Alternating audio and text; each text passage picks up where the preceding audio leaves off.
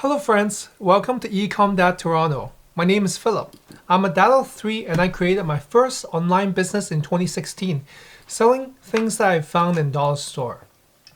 I made my first pot of gold selling strings such as these.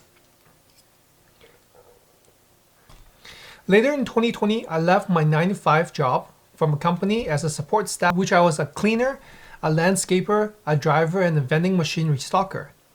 I'm currently 35 years old.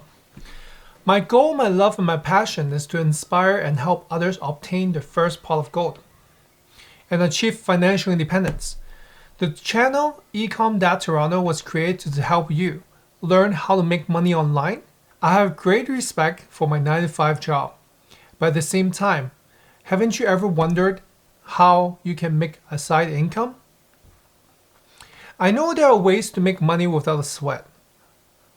Don't you want to know how? In this channel, I'll show you everything I know without hesitation. Save and grow your money to create a world that is a better place for the next generation.